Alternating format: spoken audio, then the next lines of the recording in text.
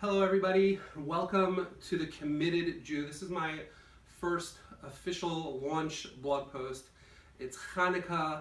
I have my beautiful miracle here in my arms to help me launch this blog. And The Committed Jew is a platform, a blog, a vlog, and there will be many more components to it as we go to empower people to grow, to identify their purpose. What am I here for? What are my strengths? What can I accomplish? And how do I get there? And how do I overcome some of my obstacles? Yeah, Mary? You here? What do you have to say about this? And it's a challenge. It's been a challenge for me, and it's a challenge, I'm sure, for you, and it's a challenge for everybody. And it's a challenge for Mary here as we try to launch this blog post.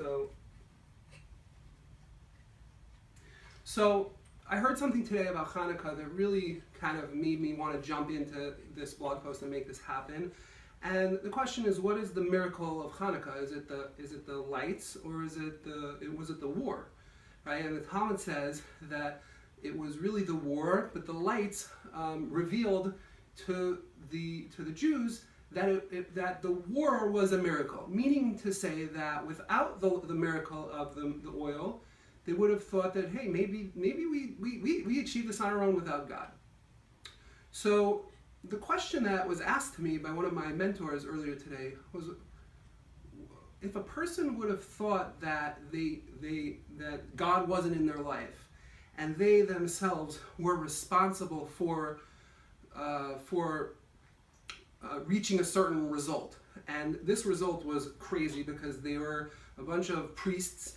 Imagine a rabbi in yeshiva taking a group of people to go fight the U.S. Air Force or the U.S. Army. Right? It's unheard of, but without the miracle of the lights, we would have thought that. The question is, so if I would have thought that, if I could be such a person to really believe, even in such a case, that it was me and God didn't play a role, then how would having a miracle of seeing a menorah, seeing a menorah light for 8 days, how would that change my mind?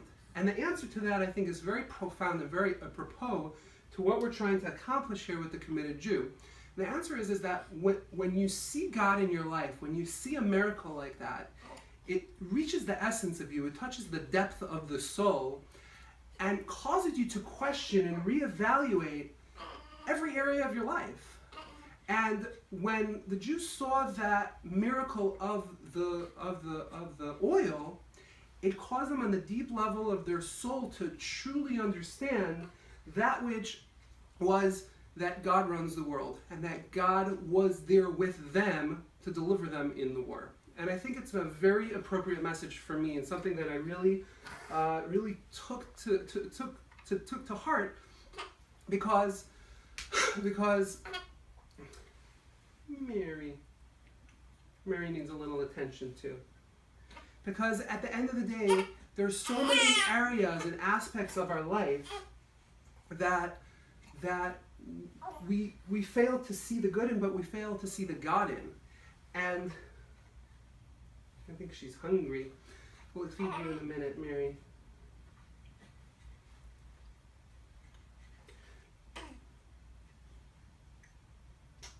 That we fail to see the God in. We fail to see the good, and we fail to see the God.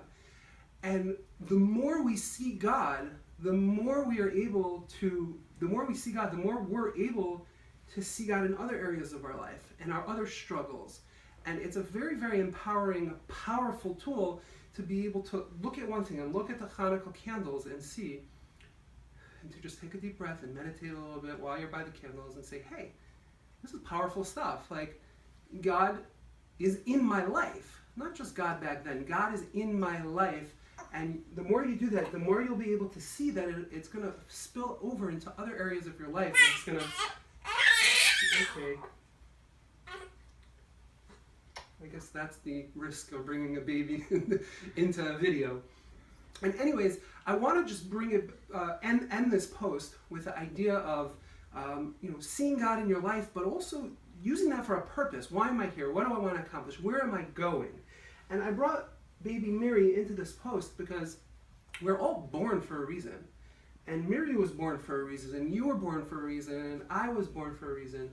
And the miracle of life literally unfolded before my eyes a couple of weeks ago, where we were in the hospital, and all of a sudden I hear a baby crying.